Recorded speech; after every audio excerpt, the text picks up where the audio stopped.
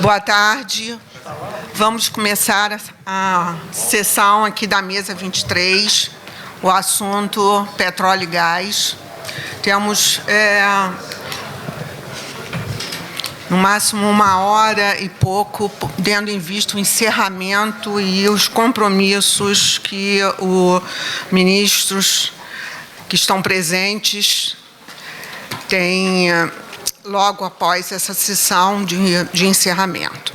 Bom, queria agradecer muito ao FIB pelo convite de moderar essa mesa, às autoridades presentes e comentar, que este, sendo o último painel, dentro de um contexto de transição energética, em que as pessoas podem pensar, mas e o petróleo e o gás numa transição energética? Afinal, qual é o papel desses dois produtos tão importantes, vitais na vida da gente, Estão relegados a um segundo plano? Vão deixar de existir?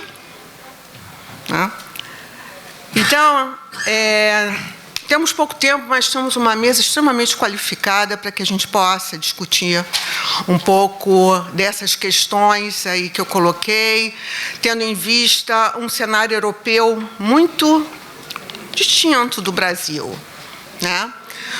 Nós temos hoje um cenário europeu com um problema seríssimo, muito dependente ainda dos fósseis, muito dependente do gás russo, muito dependente de petróleo, ou seja, do leste europeu, ainda dos outros países, do Mar do Norte, mas com metas extremamente ambiciosas para a redução dos famosos gases de efeito estufa. E vem a guerra. Veio a pandemia primeiro, agora vem a guerra. Como vão se colocar isso tudo? E nós, no Brasil, um potencial ainda imenso do petróleo, do gás, mas com uma matriz extremamente renovável e diversificada, porque, graças a Deus, nós temos também muita criatividade e muito sol, vento, etc. Então, eu vou brevemente, então, fazer essas minhas primeiras colocações e passar para o meu amigo, o professor Vitor Santos, economista, professor da Universidade de Lisboa, professor emérito da Universidade de Lisboa, foi responsável pela agência reguladora aqui de energia de Portugal durante vários anos e hoje um grande amigo e trabalhamos até junto em alguns projetos. Professor, vou dar a sua opinião. Eu queria começar por agradecer o convite, é com um grande privilégio e com o maior prazer que estou aqui hoje, façam uma audiência tão qualificada. Enfim, o tema que me proponho abordar é falar um pouco do gás natural, não tanto da regulação do gás natural, que, pronto, já agora, en passant, dizer que o gás natural na Europa tem subjacente um sistema interligado, com redes trans-europeias e com uma expressiva capilaridade. O processo de liberalização foi muito semelhante ao do setor elétrico, portanto, basicamente distinguindo os segmentos competitivos daqueles que são monopólios naturais e, portanto, esses serão objeto de regulação setorial. O processo de regulação avançou, como aconteceu com o setor elétrico. Naturalmente que há aprofundamentos que são desejáveis, há melhorias, mas penso que o tema central aqui não será tanto falar da regulação do gás natural na Europa, mas falar de dois outros temas que são muito desafiantes e em termos à escala global e em particular no caso europeu, e esses dois temas são a segurança de abastecimento e a descarbonização. No caso europeu, talvez no Brasil não seja tanto assim, mas no caso europeu estes dois temas estão profundamente interligados. Quando se fala de descarbonização, está-se a pensar naturalmente na redução do nível de emissões, mas está-se também a pensar na redução da dependência da Europa face à importação de combustíveis e de energias fósseis. E, portanto, falar de descarbonização é também falar de segurança de abastecimento. Mas, relativamente ao gás natural, o que é que está em cima da mesa na Europa? Não é neste momento, quer dizer, tudo isto que vos vou referir tem uma natureza estrutural, não aconteceu agora. Houve aqui, de facto, são factos, são evidências que são conhecidas, que estão tecnicamente documentadas, relativamente às quais há recomendações digamos, de universidades, da academia, de reguladores, etc., no sentido da sua superação, mas na verdade o que aconteceu é que pouco foi feito, as lições não foram retiradas daquilo que se ia observando e neste momento, de facto, a Europa, relativamente à segurança de abastecimento, no que diz respeito ao gás, está numa situação complicada. 90% do gás que é consumido na Europa é importado. Entre 40% a 45% desse gás é exportado pela Rússia. Há aqui uma relação de interdependência. A Rússia também exporta para a Europa cerca de 70% do gás que produz. Digamos, esta dependência da Rússia não é extensível a todos os países europeus. Há aqui distinções, não é? Digamos, estão muito mais dependentes do gás russo os países do norte e do leste da Europa. Por exemplo, o caso da Península Ibérica, ou seja, aquilo que já damos aqui alguma, por exemplo, a Áustria, a Finlândia, a Lituânia, dependem totalmente do gás russo, a Alemanha em 60%, depois a Itália também tem alguma dependência do gás russo, mas há muitos países, nomeadamente no sul da Europa, a França, a Península Ibérica, por exemplo, tem 8 terminais e, portanto, tem a oportunidade de diversificar relativamente. O gás russo não depende quase das importações de gás russo e, portanto, há aqui relativamente à dependência do gás proveniente da Rússia, há grandes distinções na Europa, há grandes heterogeneidades. Naturalmente, como foi evidente, como tem sido evidente, há aqui dois riscos associados à produção e à utilização do gás, que é o risco de quantidades, que já acabei de referir, e depois há o risco de preço, não é? O risco de quantidades já percebemos que não afeta igualmente todos os países europeus, mas o risco de preço sim, não é? E, de facto, o gás está a evidenciar, a registrar uma elevadíssima volatilidade, uma grande variabilidade dos preços, e isso, de facto, cria problemas de risco elevado a investimentos na indústria, a investimentos no próprio setor do gás natural. Depois, um outro aspecto que é extremamente importante referir aqui, para se perceber, enfim, aquilo que vai ser dito em seguida e que está depois muito relacionado com o Brasil, é que é preciso também explicitar aqui um outro tema, que é a arquitetura das redes europeias no que diz respeito ao gás. O que acontece é que os fluxos de gás na Europa, dada esta dependência da Rússia, os fluxos de gás são de leste para oeste e de norte para sul.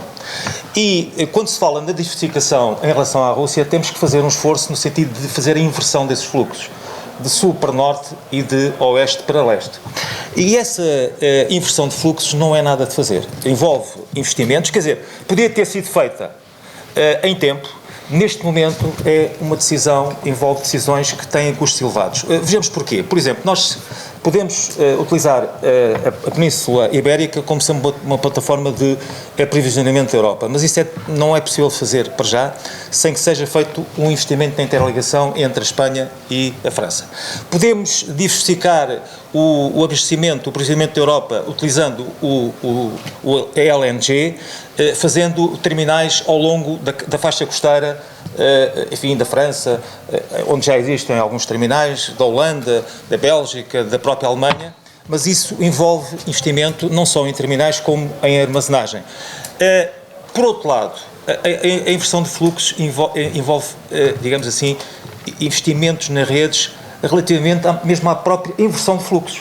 porque para que tal aconteça, ou seja, temos aqui um problema que é basicamente o seguinte: é necessário fazer o plano de investimentos que está subjacente à diversificação desta dependência que existe relativamente aos fornecimentos da Rússia, implica investimentos expressivos relativamente a um combustível da transição. O gás natural é um combustível da transição, e portanto podemos estar aqui perante, digamos, a possibilidade no futuro, se não pensarmos em utilizações futuras da redes de gás natural, por exemplo, utilizando o hidrogénio, estamos perante a possibilidade de ver redes ociosas no futuro, investimentos que não são amortizados, e portanto, ou seja, o plano de investimentos deve ser bem ponderado, se é que ele vai existir, provavelmente sim, mas deve ser bem ponderado, deve fazer uma análise de custo-benefício e deve ser bem ponderado por todos, pelos promotores de políticas públicas, pelos reguladores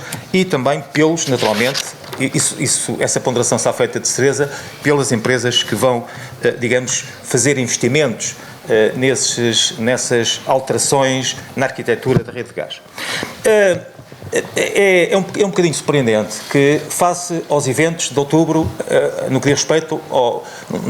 enfim, isso aconteceu em todo o mundo, mas na Europa foi muito mais expressivo, por razões várias, que não temos tempo agora para estar aqui a abordar, mas os preços do gás natural quadruplicaram, digamos assim, num espaço de um mês na Europa, não é? Em outubro. Depois houve a guerra da Ucrânia e nesses dois momentos houve, digamos, propostas da Comissão Europeia no sentido de se fazer aquilo que se devia ter feito aí há 10 anos, não é? Pronto, com grande surpresa, não se percebe bem porquê, porque na verdade a utilização, por exemplo, da Rússia do gás como uma arma de arremesso estratégico é uma coisa que tem vindo a ser feita reiteradamente ao longo do tempo.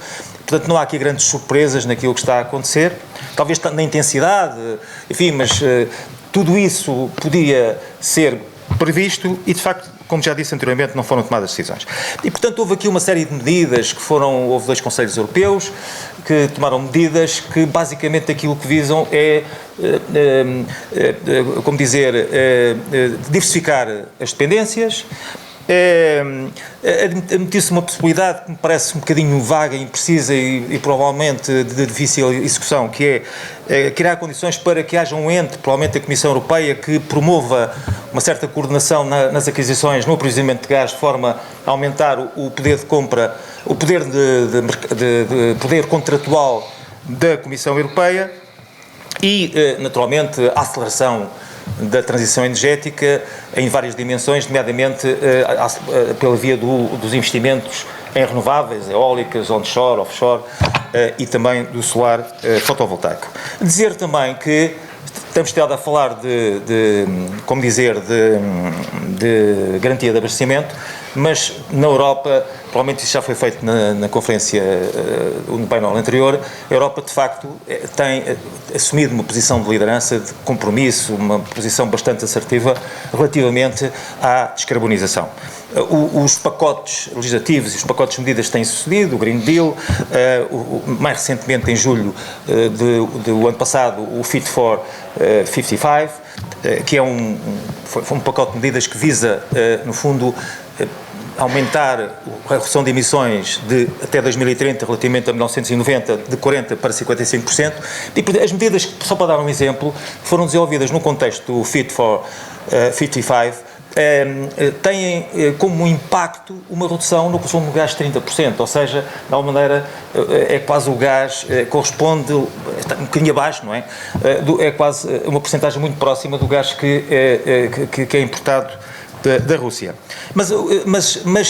E quais são as intervenções, em termos muito genéricos, que estão subjacentes a esse pacote legislativo? Basicamente, o aumento da eficiência energética nos edifícios e na indústria, a aceleração do investimento nas renováveis pela via da simplificação administrativa dos licenciamentos, a descarbonização da indústria pela via da substituição do gás natural pela eletricidade e pelo hidrogénio. O hidrogénio aqui pode ter um papel muito importante na indústria e também na mobilidade, entre outros, mas em particular na indústria, porque de facto a eletrificação da indústria em muitas situações não é custo-eficaz e, em muitos casos, não é sequer execuível do ponto de vista tecnológico. Portanto, há aqui o hidrogénio é, de facto, algo que está em cima da mesa, não é? Enquanto combustível que pode ser utilizado em substituição do gás. O problema central, quer dizer, podíamos estar horas a falar sobre o hidrogénio, mas o problema central, só para focar no problema central do hidrogénio, é claramente o diferencial de preços que existe entre o hidrogénio de base fóssil e o hidrogénio de base renovável. E este é o tema central da regulação, das políticas públicas, etc.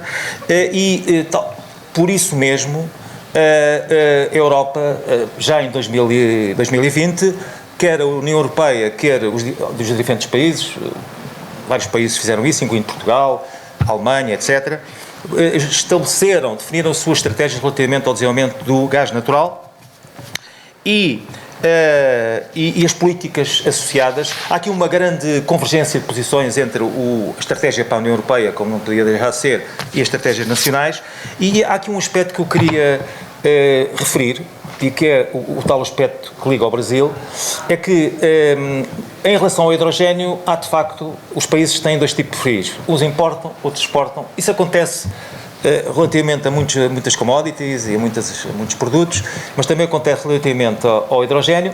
Há na Europa, por exemplo, no sul da Europa, há um elevado potencial solar, de eólica, mas sobretudo de solar, porque a eólica existe. Ou seja, nos países do sul da Europa, de facto, há um potencial e há uma certa vantagem competitiva relativamente à produção de hidrogénio. Mas no resto dos países, na maior parte dos países europeus, isso não acontece, e é por isso que a estratégia europeia, no fundo, prevê a possibilidade de instalar em território dos Estados-membros 40 gigawatts até 2030, no sentido de fornecer hidrogénio renovável para as diferentes atividades que o utilizam, e 40 gigawatts que supostamente serão investimentos feitos em países terceiros. E, portanto, a própria União Europeia admite isso. Por exemplo, no caso da Alemanha, se lerem a estratégia da Alemanha, aquilo que dizem os alemães é que vão importar cerca de 85% do hidrogénio de base renovável que vão utilizar. Ou seja, eu vejo aqui digamos assim, nesta disponibilidade, nesta perspectiva estratégica que existe na Europa, um papel, digamos assim, isto é qualquer coisa que pode interessar ao Brasil, exatamente porque o Brasil é, ao contrário da Europa, do bloco no seu conjunto, não de alguns países, um país que tem um grande potencial de exportação de hidrogénio. E nesta perspectiva, eu retomava aqui as palavras sábias preferidas na sessão de abertura pelo ministro Raimundo Carreira da Silva, temos o privilégio de ser também o embaixador do Brasil em Portugal, de que o Brasil será, uma frase de lapidar, o Brasil será certamente um ator global muito relevante, de grande relevância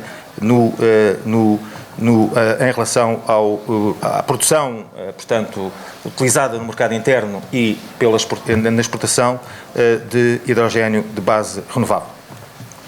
Bom, há aqui uma coisa, eu vou acabar rapidamente, provavelmente já falei durante muito tempo e temos muito pouco tempo, mas para dizer o seguinte: o hidrogénio, enfim, costuma fazer uma analogia entre em termos globais, digamos, em relação à globalização, há algumas teses relativamente à globalização do hidrogénio, e há quem diga que o hidrogénio será, no futuro, talvez um pouco longínquo, comercializado em termos globais, tal como hoje, utilizando mecanismos competitivos semelhantes àqueles que são utilizados hoje em dia pelo LNG.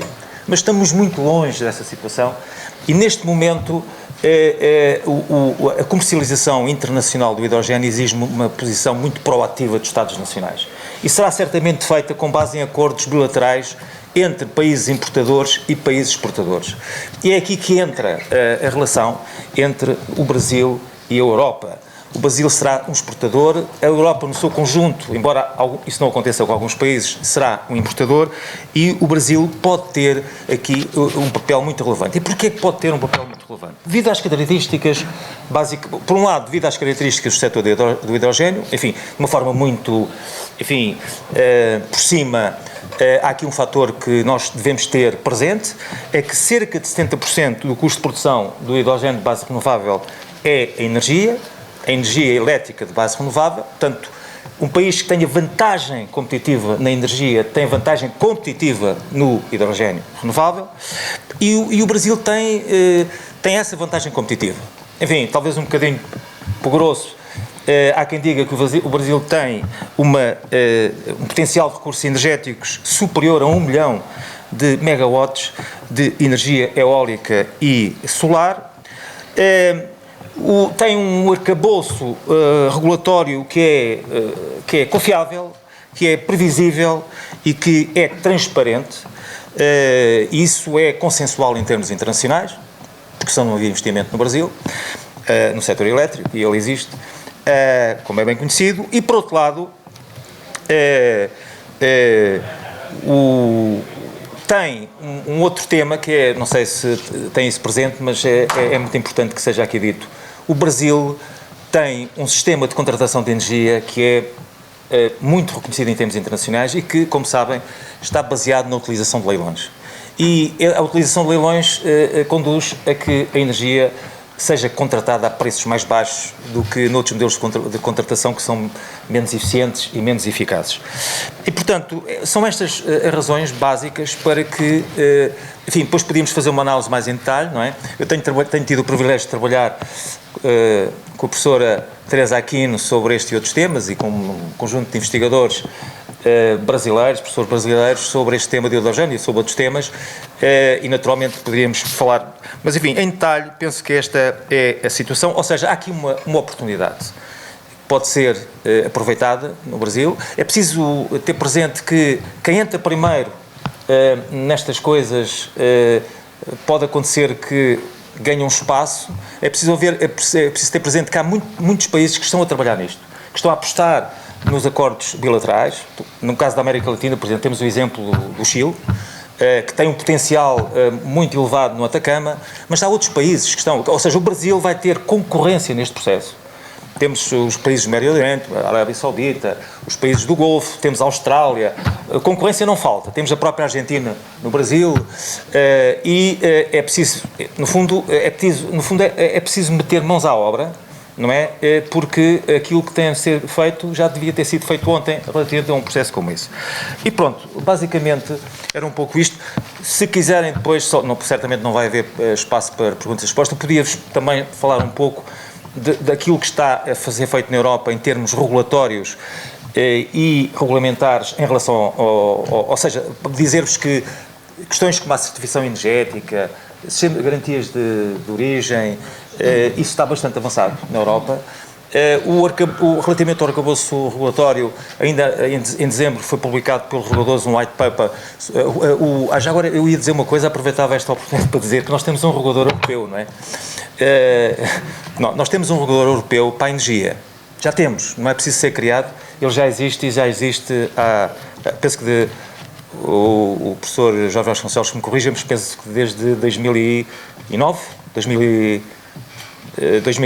2012, penso que será 2012, mas enfim, mas já existe há bastante tempo um regulador europeu para a energia e também existem reguladores europeus. E houve aqui um white paper que foi feito sobre a visão genérica, mas ainda muito genérica para o hidrogênio, e que foi exatamente de uma produção conjunta, uma publicação conjunta do ACER.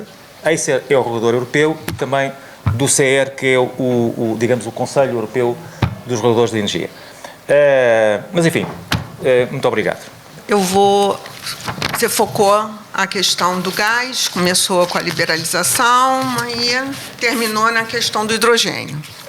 Eu vou voltar ao gás natural, porque nós temos aí um desafio muito grande com relação à nossa nova lei em 2021, ou seja, deu um bom avanço na questão, né, da competição, na questão das infraestruturas, mas eu vou deixar os especialistas falarem, né?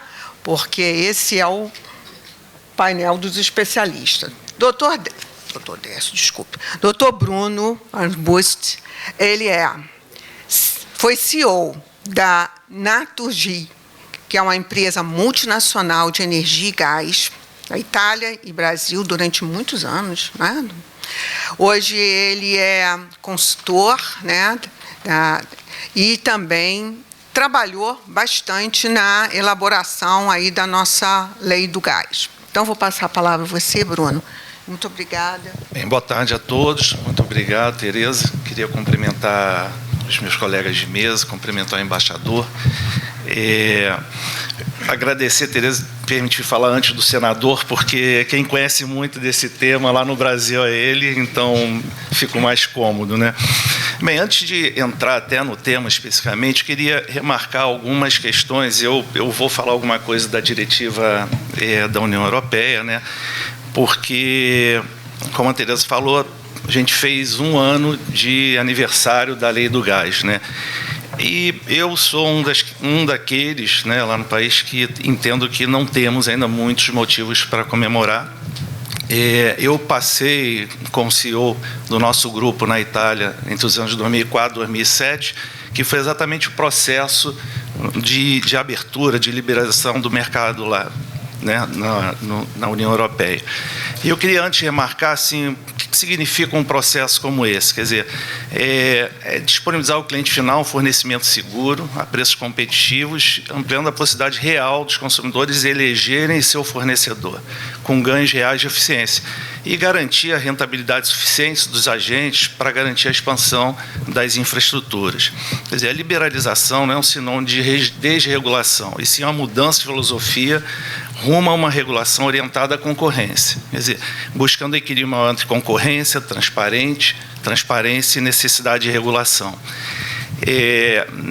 Professor Vitor, a gente está aí mais de 2 décadas atrasado em relação à União Europeia. Quer dizer, a diretiva lá de 1998, né, da Comunidade Europeia, né, que estabeleceu a obrigação dos Estados-membros, né, de abrir seus mercados à concorrência, indicando um calendário. Já em 2003, no sentido de acelerar, veio uma nova diretiva e que estabelecia uma data limite, né, para que todos os consumidores da União Europeia pudessem eleger o seu efetivo fornecedor, né. E lá em 2009, né, teve aí uma outra diretiva que eu quis trazer aqui, que falava que sem a separação efetiva entre redes, atividades de rede e de produção, de comercialização, quer dizer, separação efetiva, haveria o risco de discriminação, não só na exploração da rede, mas também no incentivo a empresas verticalmente integradas de investirem adequadamente nas suas redes. Foram impostas restrições societárias frente à concentração, limite de participação máxima de um único comercializador. As distribuidoras tiveram que promover a separação societária entre as atividades de distribuição, porque a gente tem na cadeia toda, né, de um lado, a produção, importação, né, entrada de gás no sistema, do outro lado, o cliente final, que são 2 pontas que têm que estar ligadas nas condições de mercado, buscando eficiência, mediante concorrência e existência de distintos comercializadores. E, no meio, tem as atividades que a gente pode dizer que são um monopólio natural, transporte, distribuição, que, eventualmente, uma única empresa pode satisfazer toda a demanda de forma eficiente com uma regulação adequada. Qual é a situação hoje que eu coloco uma posição de que no Brasil a gente ainda não pode comemorar muito, né? Quer dizer, a gente tem algumas questões, por exemplo, no caso de atividades de rede, não existe uma separação efetiva das atividades reguladas e não reguladas. Quer dizer, hoje, por exemplo, a gente viu realmente uma maior concorrência do lado da oferta, quer dizer, praticamente era a Petrobras que supria todo o gás, seja importado, ou seja de produção nacional, e ela passou a sofrer a concorrência de outros produtores que produziam localmente, mesmo importando GNL, mas as ofertas, na maior parte delas, que ocorreram no final do ano passado, foram as distribuidoras, quer dizer, não foram o usuário final. Quer dizer, então, porque não existe essa separação societária. A gente falava muito ontem da questão da discricionalidade na regulação, né? Quer dizer, o contrato perfeito, né? Se pode mudar regras estabelecidas, se cria insegurança jurídica, mas a gente tem contratos com empresas de distribuição que agregam a comercialização lá no Brasil de mais de 20 anos, num contexto em que não havia abertura de mercado e muitas delas têm cláusulas que impedem os consumidores a adquirir gás diretamente. Então, isso eu acho que não foi satisfeito na lei do gás. Inclusive, aqui na União Europeia existia, eu defendi isso lá também, a obrigatoriedade do cliente contratar no mercado livre, quer dizer, não podia mais contratar no mercado regulado. Isso não entrou na lei. A questão da tarifa de entrada e saída, que é um elemento importante, ainda não está 100% contemplado, ainda não é claro, embora isso está avançando. A Petrobras saiu do transporte, mas ainda não está muito claro. Uma outra questão assim, que foi colocada na mesa anterior é a questão de um gestor técnico do sistema, né? Quer dizer, alguém que possa fazer uma gestão, até em planejamento, gestão. E eu me lembro numa situação lá na Itália, de um inverno extremo, entre os anos de 2005 e 2006, e que se sabia exatamente o que tinha que se fazer, né? Primeiro, assim, usar os armazenamentos. Lá tem um armazenamento subterrâneo muito importante, usar o armazenamento estratégico, grandes clientes que eram bicombustível passaram para outros combustíveis, deixaram de usar gás, e chegando até ao ponto dos consumidores residenciais diminuírem a temperatura de calefação. Quer dizer, e eu fiquei impressionado, já tinha nível 1, nível 2, nível 3, e hoje, por exemplo, no passado, quem fazia esse papel de coordenação em situações de contingência, como houve uma vez na Bolívia, por um problema lá geopolítico, era a Petrobras. Hoje a Petrobras já não tem os gasodutos de transporte, está deixando de ser, digamos, um monopolista, outros estão. E eu vejo que essa gestão, o gestor técnico do sistema, que não precisaria ser um ente público, poderia ser os próprios transportadores, deveria ter uma governança específica, porque isso foi mal compreendido, senador, eu acho que na discussão da lei do gás. E isso é um ponto que eu acho que pode nos trazer problema. As crises, elas às vezes se anunciam, outras vezes não. Quer dizer, a da Ucrânia, parece que o Trump lá atrás avisou a Merkel, olha, você está fazendo errado comprando muito gás da Rússia, né? E ela não acreditou muito, né? E está aí, né? Então, mas as crises muitas vezes não se anunciam. E assim, a questão importante, quando não é tratada, ela vira urgente lá na frente. E outra questão é a harmonização da regulação nos estados, né? A gente tem lá no Brasil, diferente daqui, né? O upstream e midstream regulado pela Agência Nacional de Petróleo e o downstream regulado pelas múltiplas agências reguladoras estaduais. E as regulações são um pouco distintas. Teve um problema, essa separação societária entre as atividades de distribuição e comercialização, ela não foi enfrentada por uma questão constitucional. O senador conhece muito melhor do que isso, saber se a comercialização era de competência federal, era de competência estadual. E isso é algo que precisa, senador, ser enfrentado. Porque sem isso,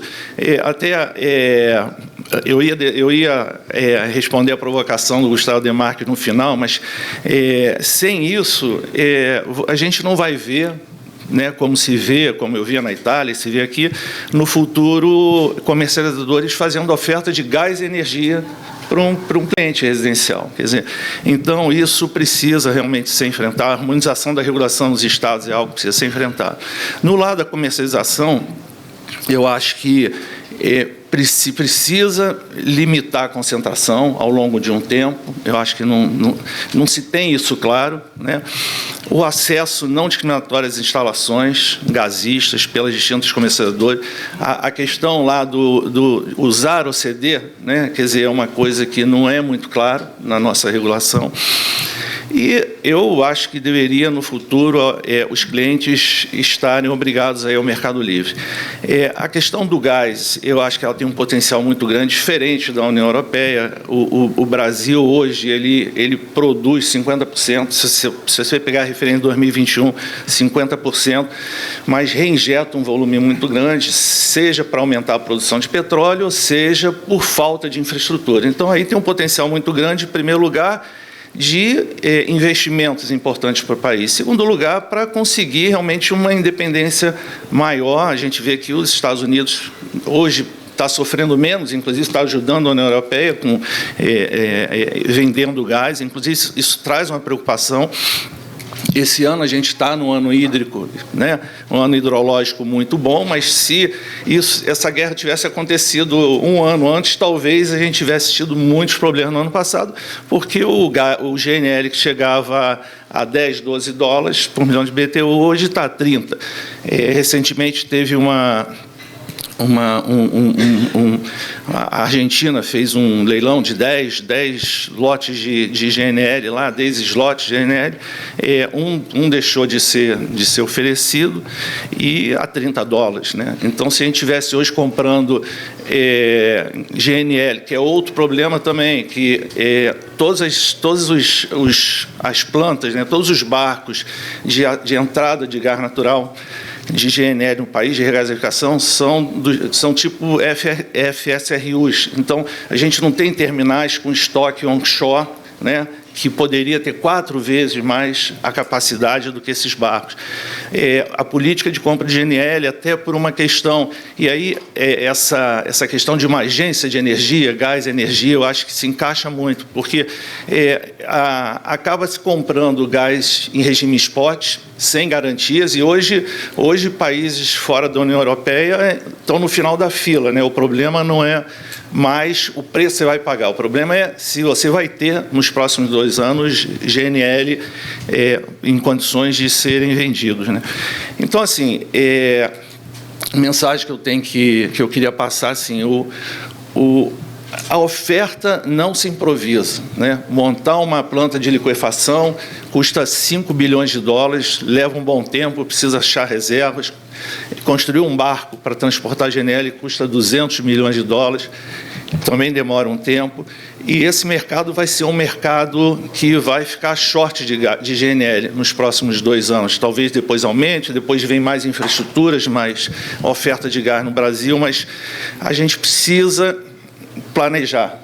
A gente precisa planejar o futuro, a gente precisa avançar com as reformas do gás e muitas, até com medidas infralegais, quer dizer, não sendo necessária nenhuma nova lei, mas é muito importante que isso avance. Quer dizer, a questão da regulação, a gente tem que evitar. Ontem o Gustavo Schmidt falou muito da questão de arbitragem, de câmaras de conciliação. A gente viu recentemente uma grande judicialização na questão da venda de gás, né, dos contratos de gás ofertados pela Petrobras. Isso é ruim, isso cria insegurança jurídica. Então, eu acho que é importante realmente avançar com a regulação, é importante realmente pensar e planejar o futuro e pensar um pouco em situações de contingência, para que a gente não tenha problemas mais adiante. Bem, Tereza, eu vou parar por aqui, senão não deixo espaço para os outros. Muito obrigado a todos. Bruno, vários desafios, né? Vários. Não adianta só fazer a lei, não. Tem que regular, tem que ir, né? Os setores envolvidos têm que ir experimentando, regulando. Foi assim, né? Setor elétrico, né? Quantos anos? O próprio setor de petróleo, né? De quanto é a lei? 97, né? 91. Nós estamos caminhando, mas vamos chegar lá. E eu acho que esses fóruns é que são fundamentais para a gente discutir essas questões, né? Doutora Lívia, advogada, Lívia Amorim, advogada, professora da Fundação Getúlio Vargas, atuando também e terminando seu doutorado na USP, vai nos trazer aqui também uma sua visão sobre essa questão, gás e outros, né, pontos aí relacionados ao nosso painel. Tá bem? Muito obrigada. Obrigada, Tereza. Primeiro, eu queria parabenizar a organização do evento e agradecer o convite das pessoas do ministro Gilmar Mendes e do José Roberto Afonso. Acho que foram levantados vários temas importantes aqui para a regulação. E eu organizei minha fala em 3 pontos, né, que eu acho que de alguma forma perpassaram o painel anterior e esses também estão sendo endereçados, né? Acho que os desafios do gás, do mercado que a gente está vivendo, que o Bruno já muito bem pontuou, a maioria deles eu concordo. A transição energética, né? Então, como o hidrogênio está fazendo esse papel de sair da matriz fóssil e levar um combustível para uma matriz um pouco mais renovável. E também aí eu acho que é um tema que perpassa, transversal aos dois, que é a criação de um mercado de carbono no Brasil, né, que ajuda a suprir esse gap exatamente do preço entre o hidrogênio fóssil e o hidrogênio renovável que o professor Vitor mencionou, né? Então, como o Bruno falou, o que a gente teve, assim, em termos de milestones, uma história parecida com as reformas de abertura do mercado de gás da União Europeia, né, no sentido de que foram 3 leis, ou 3 reformas. A gente teve uma primeira reforma constitucional e infraconstitucional em 95, 97, para permitir alguma entrada de privados. Em 2009, então 14 anos depois, a gente tem uma outra reforma no sentido aí mais focada nas redes de gás natural federais, né, com um sistema regulatório um pouco mais engessado, mais regulado, mais intenso. A percepção, alguns anos depois, foi que essa reforma não gerou os resultados esperados, porque exatamente eu não consegui diluir a figura do incumbente. Eu tinha alguém muito pesado lá que era difícil fazer com que outro entrasse, apesar da regulação ter se tornado mais dura em relação à rede. E uma terceira reforma que vem tentar contornar essa presença desse ente muito grande, do incumbente, e viabilizar uma venda de ativos. Então, também, assim, começou muito ligada a uma crise, uma necessidade de angariar recursos pela Petrobras e de vender ativos, né? Então, isso convergia com algumas demandas que o mercado já tinha de maior abertura, e se entendeu que era necessário colocar de pé um marco regulatório, né, que viabilizasse essa entrada e, ao mesmo tempo, o desinvestimento da Petrobras. Alguns já tinham sido feitos, como o Bruno falou, principalmente na parte da rede dutoviária federal, e alguns outros continuam acontecendo agora, e não só no mid e downstream de gás, como na parte de petróleo e derivados também, né?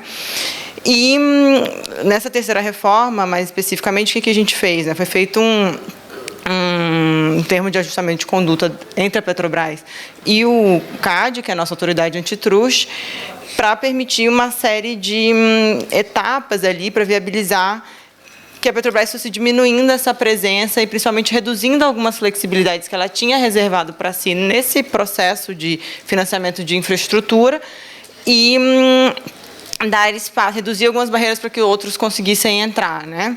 Nesse contexto, veio a lei, que eu acho que, apesar de... Concordo que ainda não atingiu os resultados que eram esperados, mas tem 1 ano também, então... mas acho que foi muito importante para manter o mercado empolgado, assim, com algum sinal. Então, acho que o mercado ficou um pouco mais seguro para tomar o risco, para não molhar só o pé mais e às vezes até ser um pouco mais flexível no economics para dizer, olha, preciso do primeiro contrato para entrar. E aí esses primeiros contratos realmente foram feitos com as distribuidoras, então ainda não gerou aquele acesso ao consumidor final ainda, esse dinamismo que se espera, mas já gerou esse primeiro movimento. Só que a gente tem realmente vários desafios ainda colocados na mesa e que, na maioria deles, não demandam mais reformas legislativas, né? Acho que é uma questão de entender que não acabou o processo ainda, ele é dinâmico, ele precisa ser reotimizado todas as vezes, porque acho que a gente foi descobrindo novos desafios, que antes a gente parava no, olha, preciso de uma lei que faça isso. Agora a gente tem a lei, a gente está descobrindo que eu tenho um contrato que tem determinados desafios, que eu tenho uma necessidade, assim, fundamental de coordenação entre agentes, que antes era isso que o Bruno falou, a Petrobras fazia tudo dentro de casa. E agora você está sendo explicitados quais são os desafios. Então, você tem um momento de entender quais são os custos, de forma mais desagregada, né? Então, eu entendo melhor qual é o custo da molécula, eu entendo melhor qual é o custo da rede, eu entendo melhor qual é o custo da rede por região de mercado, ainda por cada transportadora, porque nesse processo eu estou tirando a figura da postalização que a Petrobras fazia em relação à tarifa e estou mostrando um pouco mais quanto custa transportar gás no Nordeste, quanto custa no Sudeste, e isso está vindo à tona, e quanto de flexibilidade implícita a Petrobras tinha ali, que isso acabava aumentando a proporção que o transporte tinha no preço final do gás vis-à-vis a tarifa, né, que está tentando ser praticado. Então, hoje, acho que a contratação do transporte, se as pessoas escolherem um tema, seria o primeiro, assim, ele deveria ser o primeiro, o segundo e o terceiro, porque é ele que vai gerar dinamismo para que realmente tenha liquidez e transações acontecendo no mercado. Porque hoje você até já tem, você teve, assim, nos últimos 7 anos, o desenvolvimento de alguns projetos no Brasil, mas eles foram em sistemas isolados de gás, assim, então você está vivendo uma segunda onda já de conexão física desses projetos à malha de transporte, mas você ainda tem uma incerteza relevante sobre como esses projetos vão competir entre si na malha de transporte, a questão de ter trading realmente. Então, apesar de a terceira reforma, né, ter ido para um modelo de entrada e saída, com essa ideia de comoditizar mais as transações, eu ainda tenho um mercado que é muito físico, porque quando eu estou negociando um contrato, na última milha, meu risco não é de preço, meu risco é de faltar gás. Então, eu acabo... Os agentes, principalmente aquele que não tem um backup ou não tem um portfólio de compra, ele fica muito caro, porque se faltar o gás, pode ser um custo... o custo do déficit individual, né, muito alto.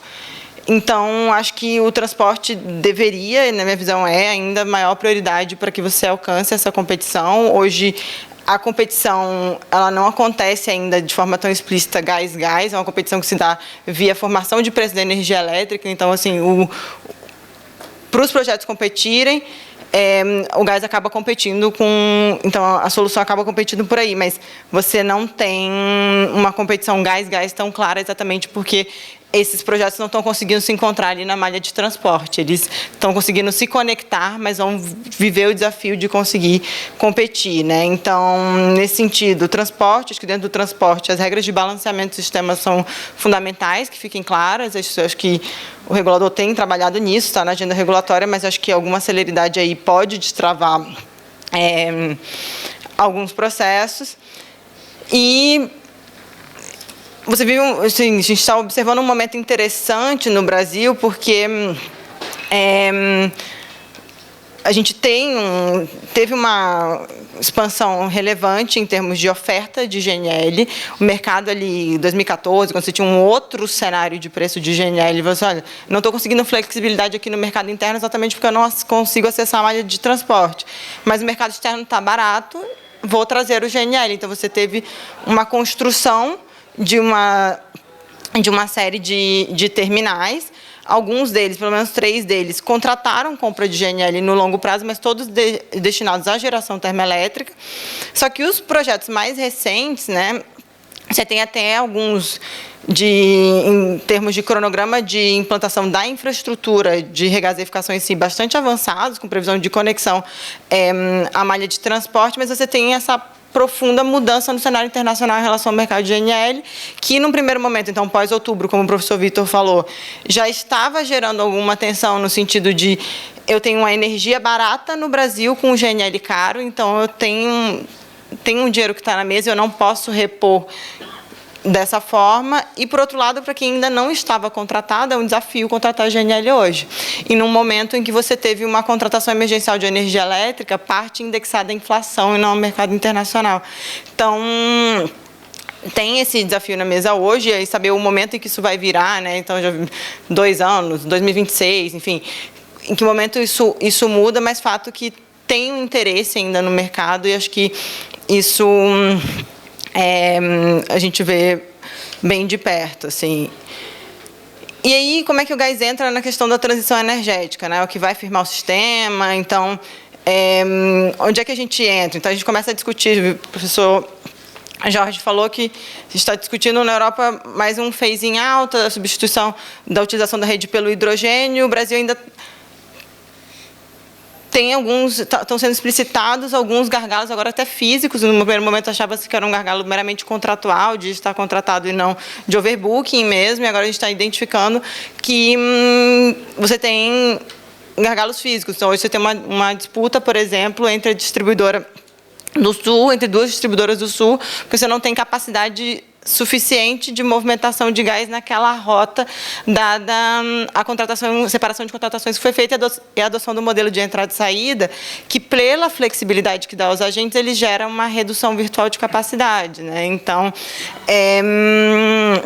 isso é novo, assim, é algo inédito nos desafios que a gente vem enfrentando.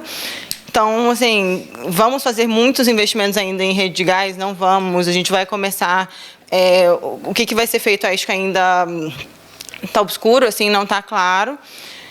Por outro lado, você tem uma aprovação de uma lei recente, né, que cria uma demanda firme de gás para contratação de 8 GB de geração termoelétrica, com uma inflexibilidade, né, que basicamente é o take or pay, elevada. Então, você vai ter uma demanda firme aí a entrar no país grande, né? Então, uma demanda criada por lei, então, a saber qual vão ser os impactos disso no mercado de uma forma geral. Acho que ainda é incerto. Semana passada teve a publicação do decreto que regulamenta, mas acho que ainda tem algumas perguntas a serem respondidas. Enfim, acho que a efetiva implementação dos projetos é que vai dar alguma sinalização.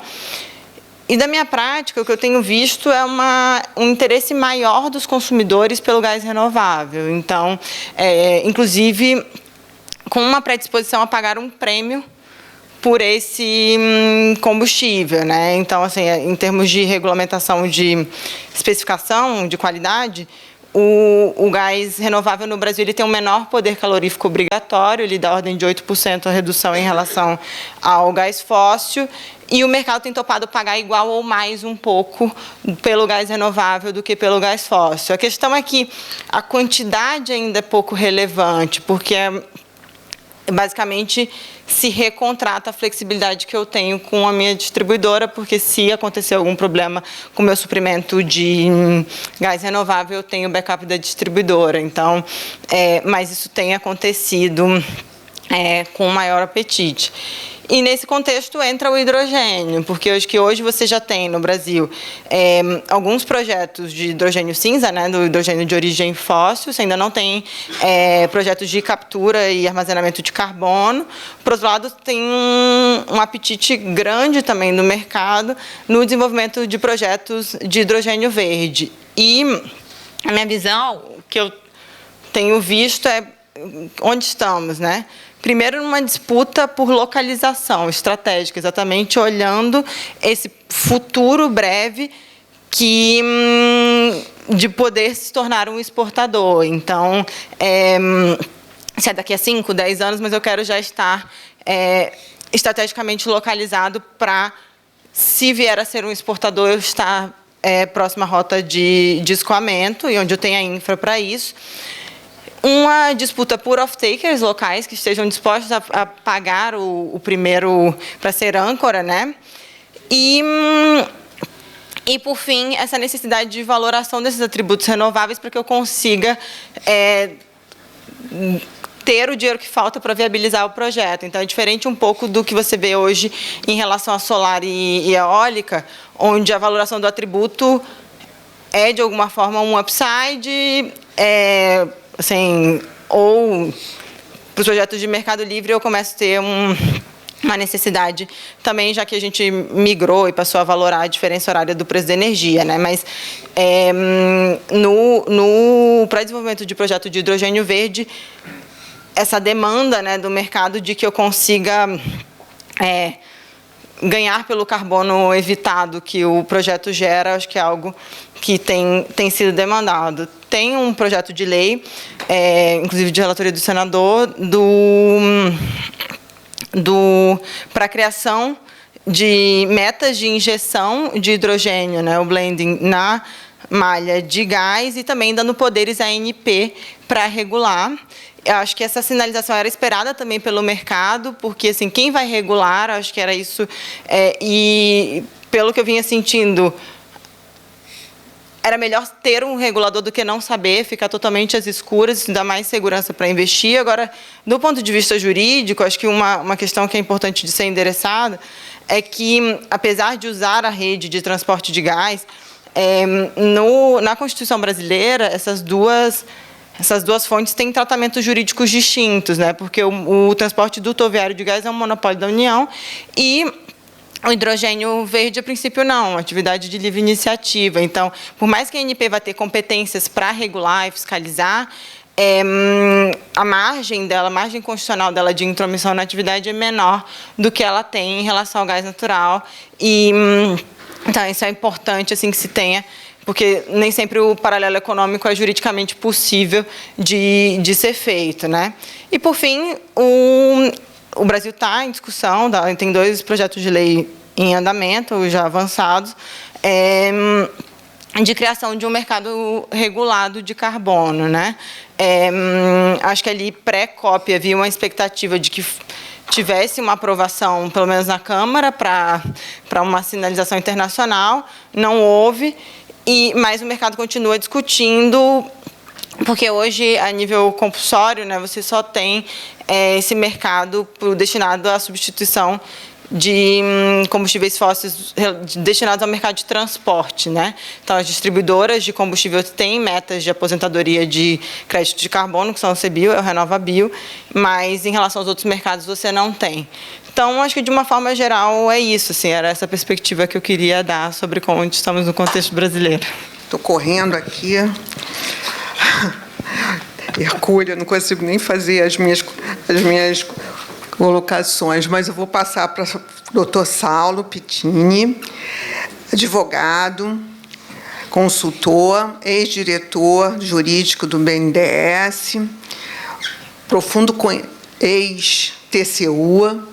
É interessante se você pudesse comentar um pouco essa questão também, ou seja, regulatória do gás, e também como é que você vê essa perspectiva aí da questão do hidrogênio, tá? Obrigada. Obrigada, Tereza. Uma boa tarde a todos. Obrigado pelo convite. Queria agradecer aqui a organização da FIB, agradecer a FG que fez conhecimento. Vou fazer isso na pessoa da doutora Juíza, quem fez o convite, colega de BNDES, conselheira do BNDES também. Agradecer a organização do IBP e da OEI, e agradecer a pessoa do meu embaixador, ministro e muito saudoso ministro do TCU, Raimundo Carreiro. Eu vou tentar ser sucinto. Acho que estamos todos aqui tentando cumprir nossa agenda hercúlea, discutir o tema de combustíveis, o tema de petróleo e gás, mas eu vou fazer um panorama. Eu trabalhei um bom tempo no TCU, com o setor de petróleo, depois com o setor de petróleo e energia, então acompanhei os planos o Plangás, o Programa Prioritário de Termoelétricas, quem for lembrar dessa época, de como foram aqueles investimentos naquela época, e depois o plano de investimentos da Petrobras, com todos os parques de refino, até essa última fase, um phase-out da companhia, voltando a focar no seu core business. Eu vou fazer um breve histórico, porque eu acho que vou tentar ser complementar embora seja muito difícil pela riqueza dos painéis que a gente acompanhou aqui. Então, eu vou começar puxando um tema que foi falado no painel anterior e fazer uma comparação ANEEL-ANP. E vou me arvorar a fazer isso, já que agora eu não integro mais as bancas como pessoa pública, então eu posso fazer isso com um pouco mais de parnasianismo, um pouco mais de liberdade.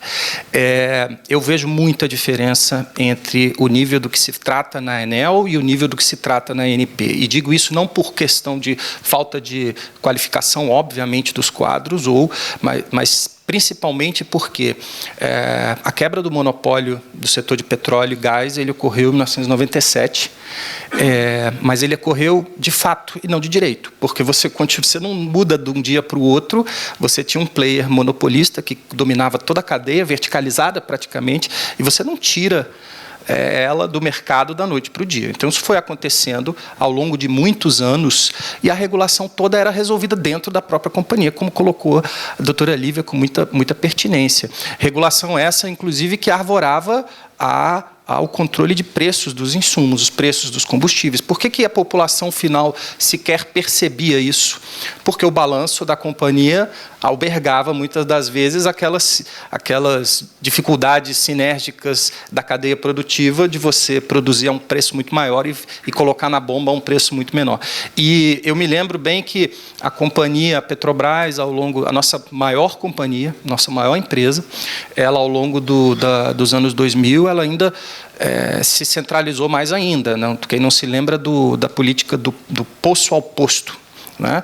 Que era uma política de ser completamente verticalizada, e isso gerou um gigantismo na empresa que, com o nível de endividamento que ela colocou, que ela acabou atingindo aí nos anos de 2012, 2013, teve uma hora que ela precisou concentrar os seus investimentos e, quando ela foi fazê-lo, ela como sociedade empresária que ela pensou, eu vou aonde a minha margem é maior, aonde eu tenho mais retorno sobre os investimentos, retorno sobre os ativos que eu faço. Então, eu falo isso como alguém que foi administrador de empresa estatal também, que eu falo, se eu tiver dúvida aonde que eu vou alocar os meus recursos, eu vou aonde eu tenho maior retorno financeiro em relação a eles. Por quê? Porque eu não sou o formulador da política pública, eu sou o exequente da política pública.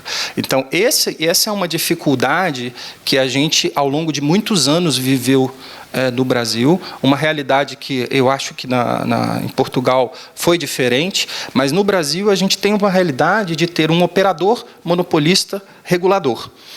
E que esse espaço de formulador de política pública ficou num vácuo durante muito tempo.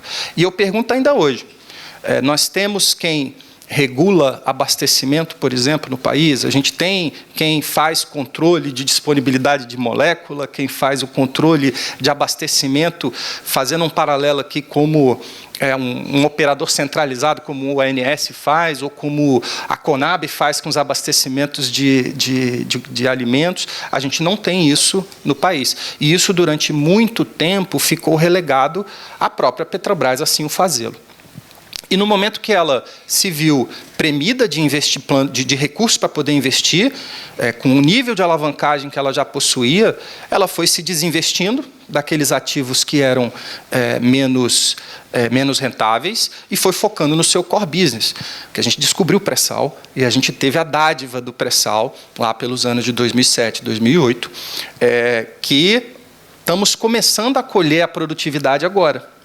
Mas, infelizmente, a gente tenta, no país, em curtíssimo espaço de tempo, a gente já quer mudar o portfólio, e como alguém que teve aí no setor financeiro, dentro do BNDES, trabalhando projetos de 15, 20, 25 anos, isso é uma dificuldade de planejamento hercúlea. Isso é impossível você, com um horizonte de tempo tão pequeno, mudar premissas, mudar a forma de atuação em setores tão estruturados, tão complexos, como é o setor de combustível. Então, eu vou focar basicamente no setor de midstream ali, focando um pouquinho no refino. Então, o país, nos próximos anos, vai precisar discutir certamente como vai ficar o setor de refino no país, no Brasil. Já existe um acordo um termo de ajustamento de conduta feito pela Petrobras quando ela resolveu desinvestir o seu parque de refino. Ela foi ao CAD, o CAD assim o fez, dizendo: faça um plano de phase-out de metade da sua capacidade de refino. Então, a saída da Petrobras do setor de refino é uma realidade com a qual o país tem que saber conviver agora. E como vai acontecer a entrada de novos players? Ela acabou... conseguiu fazer 2 desinvestimentos, uma na Bahia, em Manaus, mas não conseguiu avançar com outros investimentos, com outros desinvestimentos. Hoje está tendo que reinvestir para concluir, por exemplo, a refinaria Abreu e Lima, para poder colocá-la como vendável ou desinvestível ao longo do tempo. E isso, o Brasil precisa pensar em como vai ser a entrada desses players no setor de refino. Como isso vai ficar, para a gente até diminuir a dependência de ficar cobrando da companhia operadora que ela regule o preço da bomba no final das contas. Isso, de novo, no meu ponto de vista, isso é um papel de política pública que tem que ser feito como política pública e não um papel para um operador que vai se ver sempre no conflito de chapéu entre dar retorno de ativo e fazer a melhor administração dos ativos ou fazer a política pública. Então, acho que esse é um tema que o país vai, em curtíssimo espaço de tempo, vai precisar se defrontar. Eu acho que é um tema para o Legislativo entrar e pensar em como faz um fundo de estabilização, alguma coisa, por exemplo, que permita essa atuação, a vinda do investidor também no setor de refino. E pensando no plano de gás, a gente teve a quebra do monopólio lá na década de 90, a lei do gás em 2010. Eu acho que o gás, infelizmente, no Brasil, ele ganhou uma perspectiva de insumo da indústria de energia elétrica.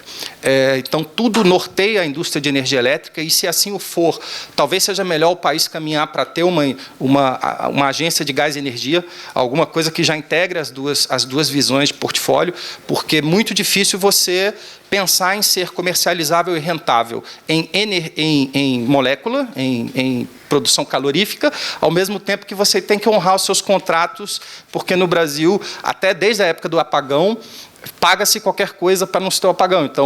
Então se vilipendiou um pouquinho o emprego, o desenvolvimento das plantas de gás. A lei do gás, em 2010, foi louvada, mas quantos gasodutos novos a gente teve leilão? Eu tive a oportunidade, enquanto eu estava no TCU, de ter um gasoduto, o Guapimirim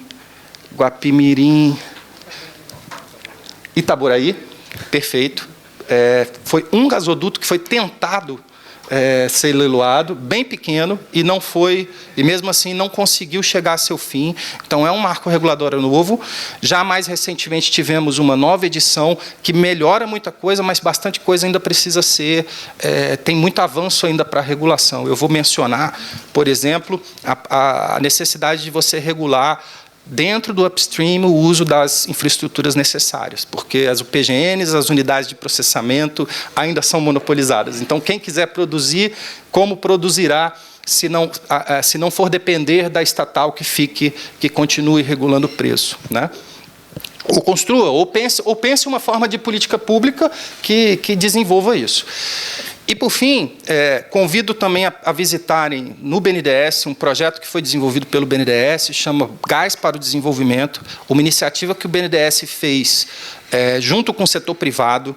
Não há player público. A Petrobras, obviamente, é um player do setor, mas não é um projeto público, é um projeto que mobiliza a iniciativa privada para tentar pensar numa solução. A gente tem uma riqueza natural ingente, gigantesca dentro do Brasil, que a gente não consegue dar destinação. É impressionante. A Europa fala do gás, mas ele é necessário para aquecer aqui. Ele é eminentemente usado para fazer aquecimento, algo que no Brasil a gente não precisa.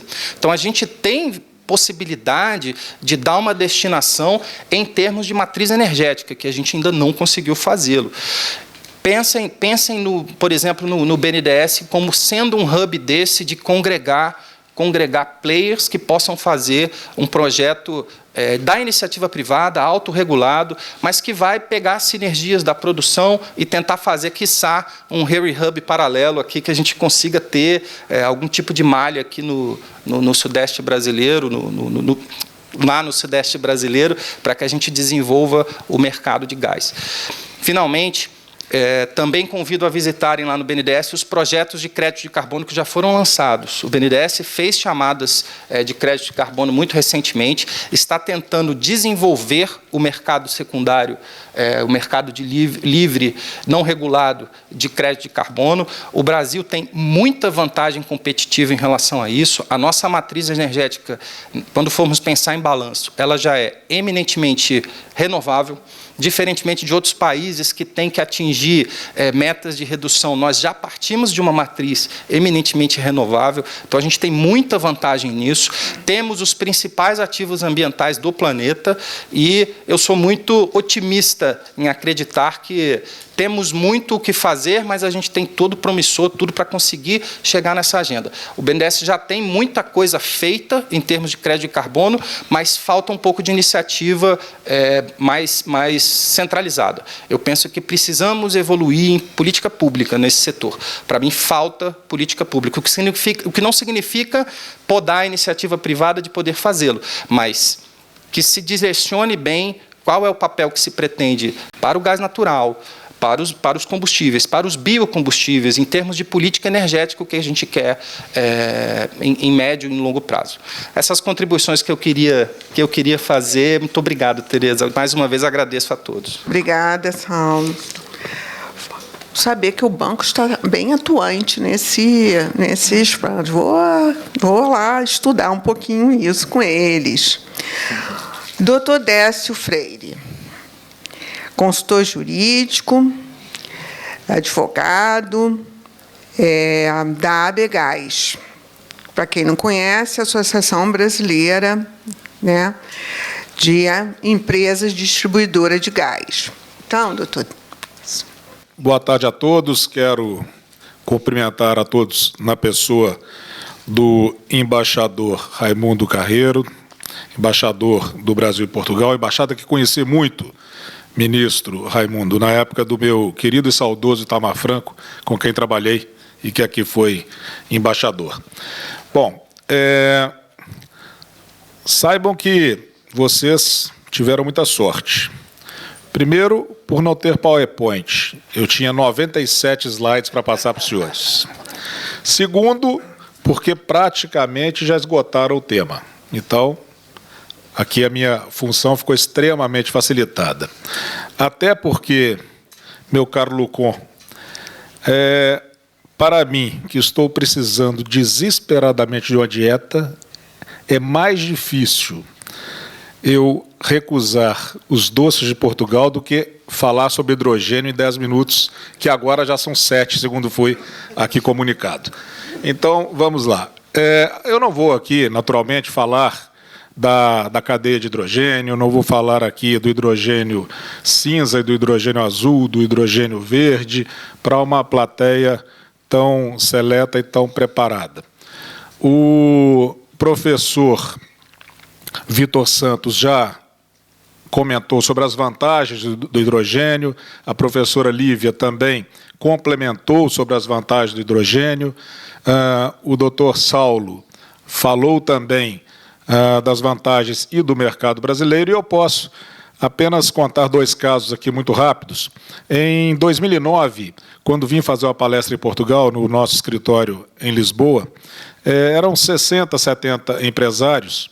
O Gustavo Demarque estava comigo naquele momento, e havia acontecido o subprime americano em 2007, e Portugal estava numa profunda crise em 2008 e 2009.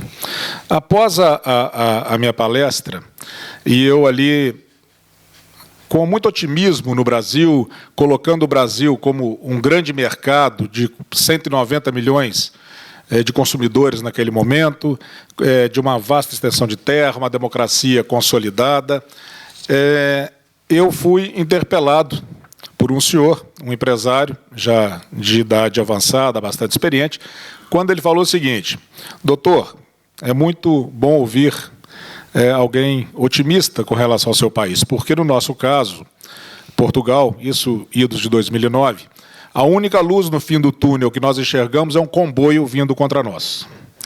E ali ele, então, falou, doutor, por que nós que descobrimos o Brasil e somos, então, países irmãos, por que não se altera a Constituição brasileira, meu caro Vicente Cândido? Na época você estava lá como parlamentar.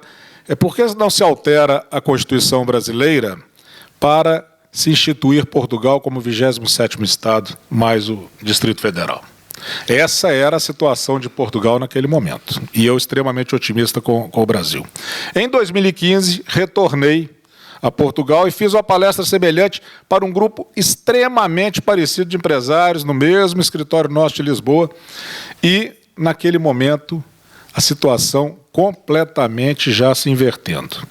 Portugal já havia criado o Golden Visa em 2012, que iniciou esse processo de boom imobiliário que nós vivemos, de expansão do turismo em Portugal, e o Brasil ali, caríssima promotora Cristiane, mergulhado em denúncias e gravíssimas denúncias.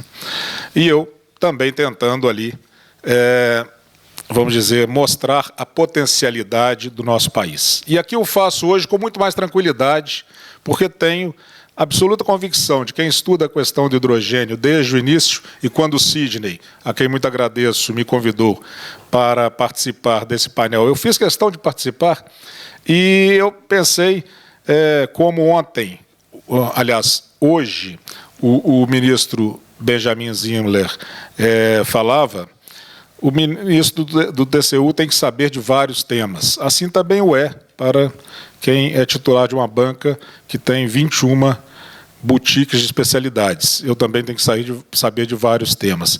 E decidi falar sobre hidrogênio verde, já que nós temos um trabalho muito grande nessa área e acompanhamos desde o princípio essa questão de hidrogênio, que não é nova, naturalmente, os senhores devem saber, a questão do hidrogênio começou na década de 70, depois da crise do petróleo, depois na década de 90 voltou com ênfase por conta da discussão das condições climáticas, mas nada avançou.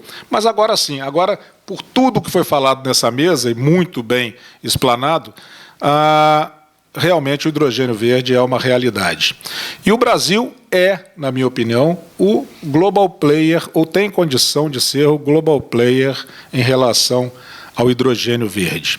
Porque o maior desafio para se ter a ampliação do uso do hidrogênio verde é exatamente conseguir uma produção em escala e com custo menores. Para isso, 2 fatores, como já foi dito aqui, são necessários, que é a abundância de recursos hídricos, coisa que o Brasil tem de sobra, e energia renovável de menor custo. A energia renovável no Brasil é hoje das mais competitivas do mundo, e os índices conquistados pelo Brasil são extraordinários. Extraordinários. Quero dizer que, com muito otimismo, eu digo, o Brasil que vendem para nós, tá certo? O Brasil do desastre que vendem para nós não é uma realidade, né?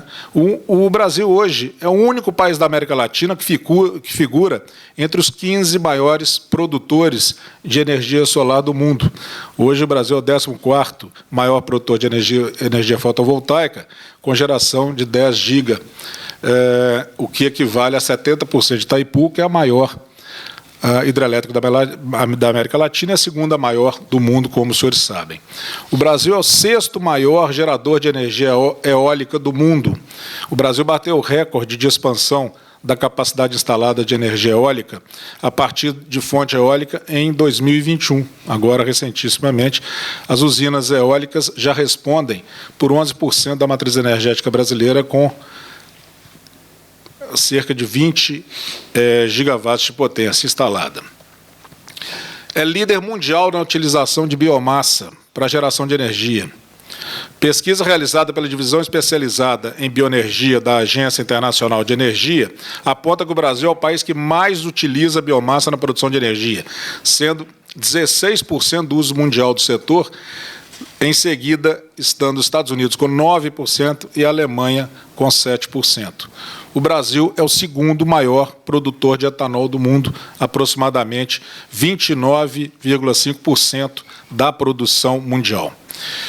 E em busca desse protagonismo, realmente, o país está se mexendo. O senador Jean Paul Prats está aqui como um exemplo disso, do que o Brasil tem feito, é um protagonista.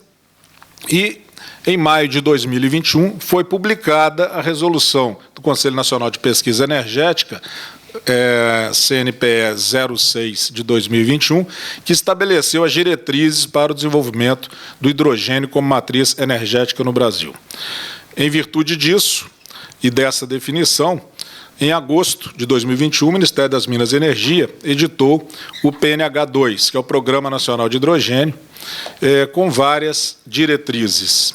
Em continuidade a esse programa, está em gestação um projeto para desenvolver a economia nacional de hidrogênio, ainda nesse primeiro semestre de 2022, ou até o final do ano, e esse projeto tem dois focos: transformar realmente o Brasil em grande exportador de hidrogênio verde, o que já tem mobilizado a atenção de grandes grupos estrangeiros, como se sabe aqui na Europa. A Alemanha, por exemplo, é um player que está muito atuante e, sobretudo, recentemente, dado as dificuldades trazidas com o fornecimento de gás russo, né, e capacitar o país para inserir o hidrogênio verde na sua própria matriz energética. Bom, a zona de processamento de exportação do Porto de Pecém, no Ceará, terá uma área exclusiva para fábricas de produção de hidrogênio. A Eletrobras, a Siemens e o CEPEL firmaram um memorando de entendimento para desenvolvimento de estudos conjuntos para a obtenção do domínio ciclo tecnológico completo do hidrogênio verde, desde sua produção até o consumo. E aí, para finalizar, vocês estão vendo que eu estou acelerando aqui numa síntese absoluta, tem a questão que mais nos interessa no campo jurídico, e eu sigo para finalizar com as bênçãos do meu querido Padre Guerra.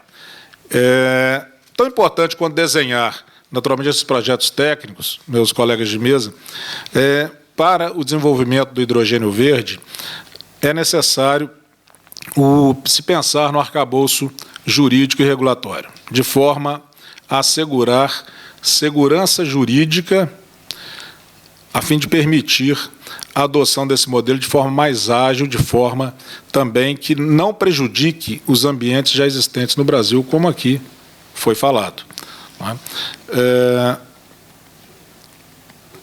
E aí vem uma novidade que eu queria chamar a atenção, visando exatamente para contribuir com isso. Nós temos estudado muito o tema e criamos, inclusive, uma startup exclusiva sobre hidrogênio verde, que se chama H2V Legal, e ela está em duas versões também, H2V Law, que é uma plataforma que reúne tudo sobre hidrogênio e que permitirá que empresas, primeiramente, tenham conhecimento de tudo que se trata de hidrogênio no mundo. Segundo, todas as vantagens que podem obter no Brasil em relação ao hidrogênio, que possa fornecer também informações para os legisladores, para as agências reguladoras e ainda que investidores estrangeiros possam ali verificar e acompanhar projetos de hidrogênio verde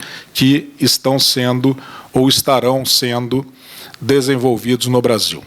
A Câmara Alemã tem feito um trabalho agora recentíssimo, de março de 2022, exatamente no sentido da inovação e de apoio ao hidrogênio verde no Brasil.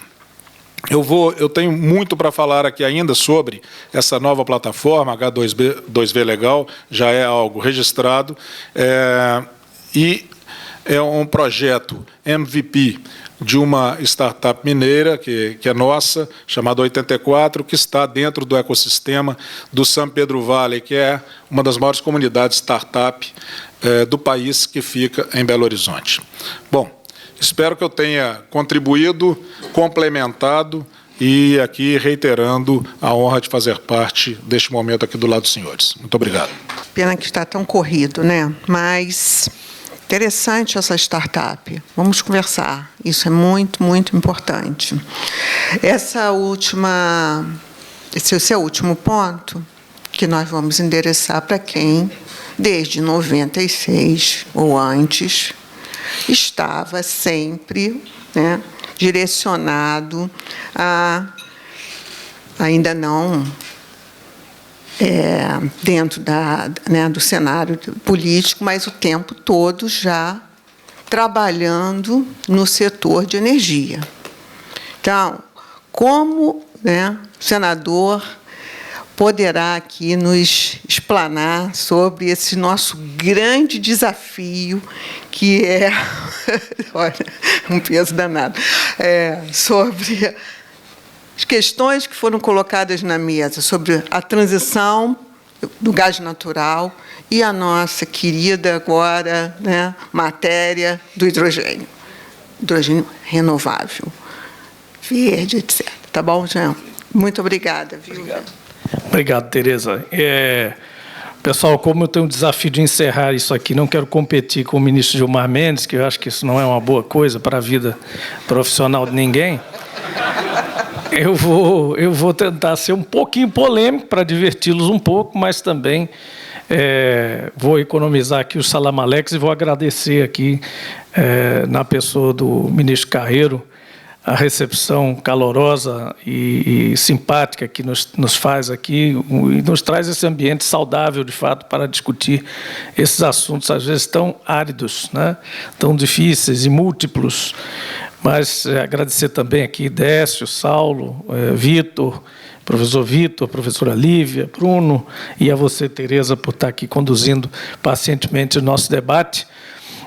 Eu queria começar, até anotei algumas coisas, eu tinha feito umas notas, mas aí diante das falas, o cara que fica por último, fica com esse ônus, né?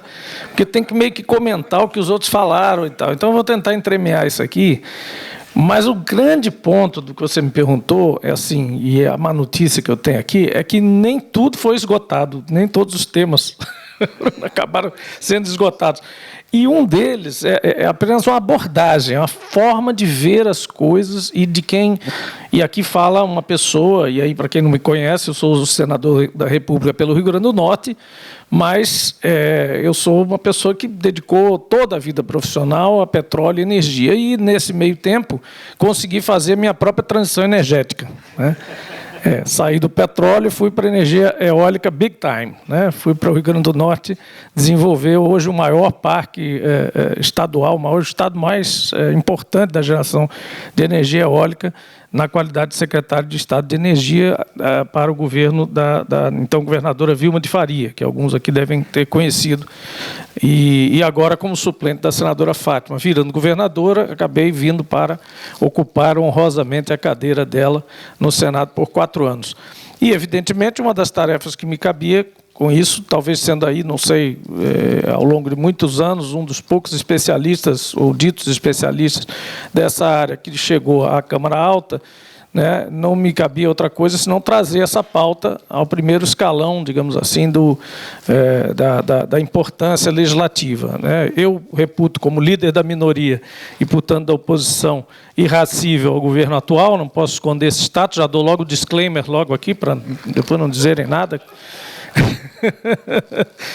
que eu lamento muito que seja nesse governo, que tem muitas dificuldades, né, porque é um governo, do ponto de vista político, econômico, um pouco esquizofrênico. Aí faço uma crítica muito construtiva, né? Os que me conhecem já viram que eu não sou daqueles que fica lá panfletarizando, nem fazendo discursos incendiários. As minhas críticas são muito contundentes, mas muito direcionadas e muito tecnicamente embasadas. Eu procuro construir, eu procuro, inclusive, saber que os ministros, o próprio ministro Bento, o ministro Paulo Guedes, temos bons tratos com eles, o ministro Tarcísio, que saiu, o ministro astronauta Marcos Pontes, tivemos bons tratos com todos eles, né, os ministros técnicos e tal. Então, não estou aqui falando panfletariamente.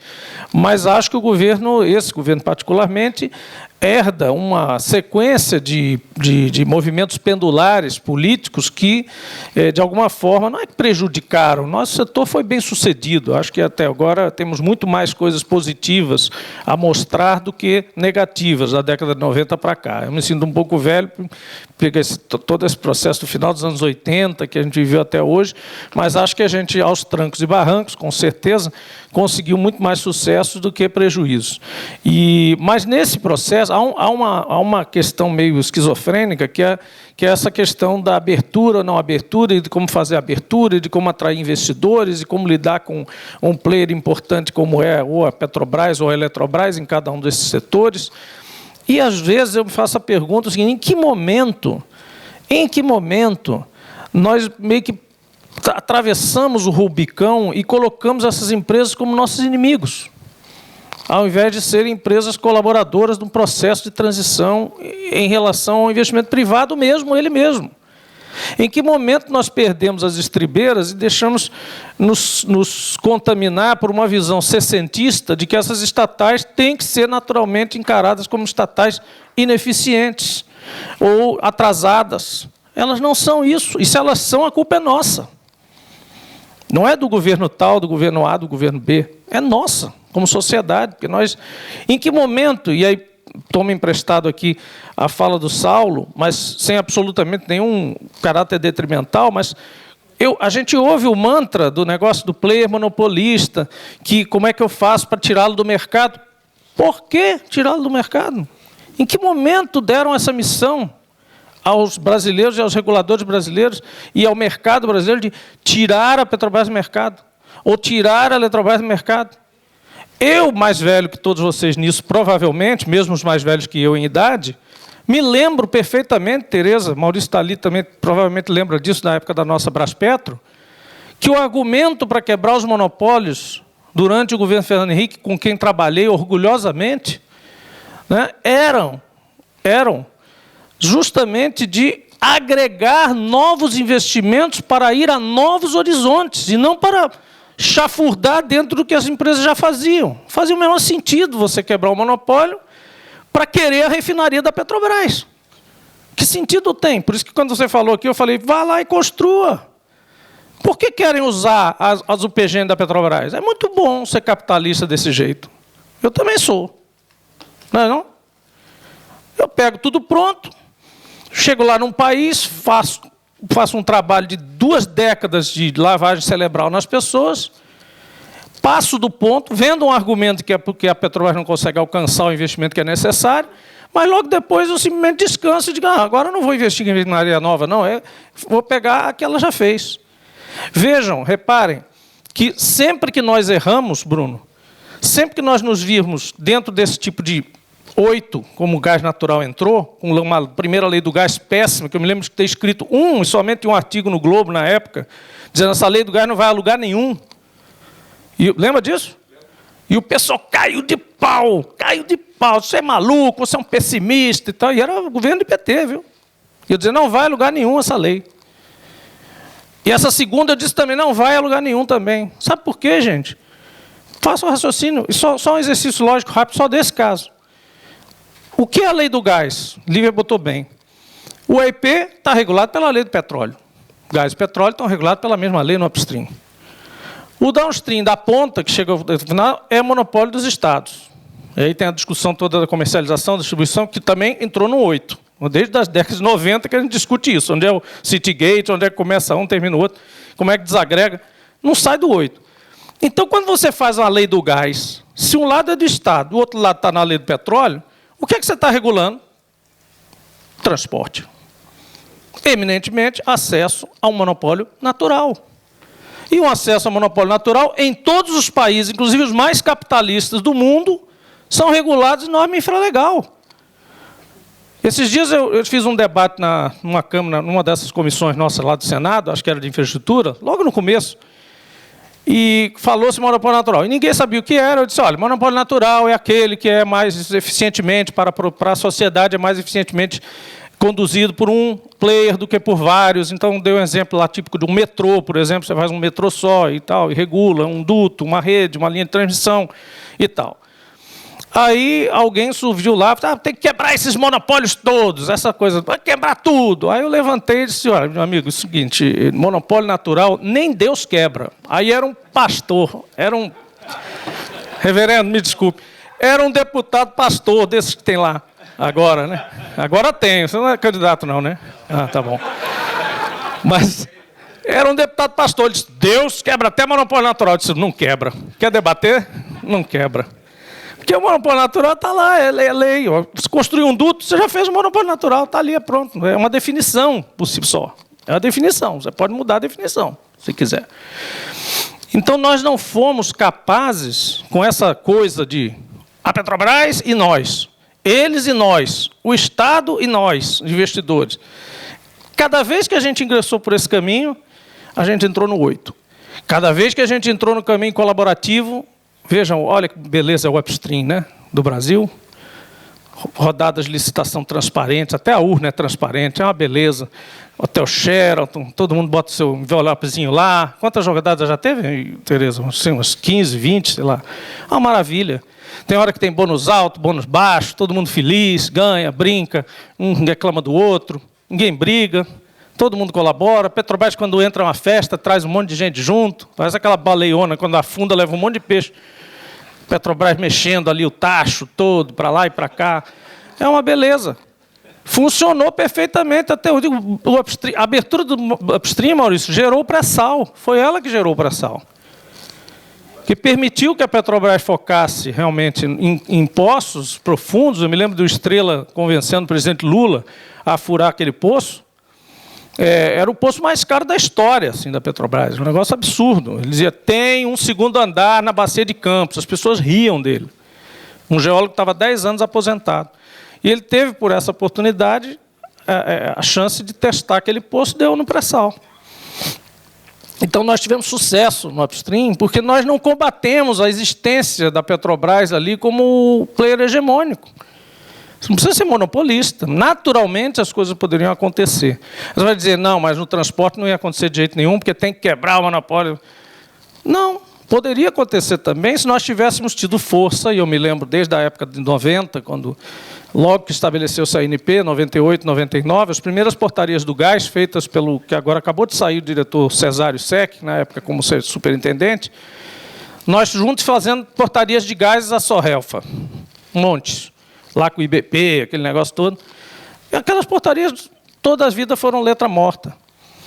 E os nossos governos, inclusive, também falharam, não foram só os outros, os nossos também falharam, em dizer à Petrobras, olha, você precisa abrir aqui espaço, vamos negociar, vamos ver aqui, vai ter gente que vai produzir gás também, vai precisar dessa infraestrutura.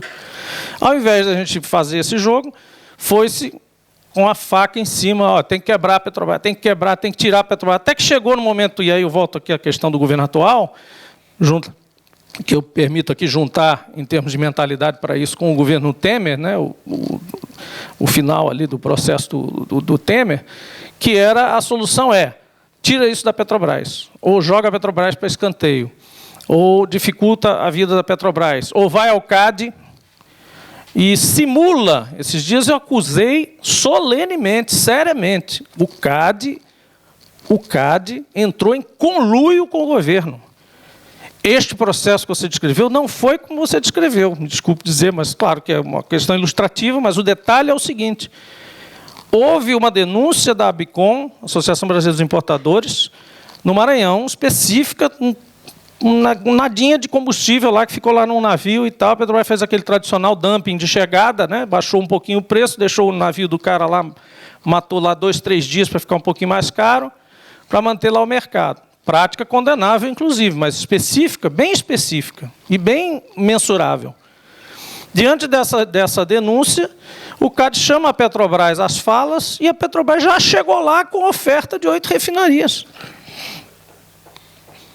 Ela já chegou voluntariamente, o CAD não pediu nada de 8 refinarias. O CAD sequer fez as análises de mercado da área de influência da refinaria da Bahia, da área de influência da refinaria de Canoas, da área de influência da refinaria de Betim, todas essas estão à venda. A refinaria do Paraná.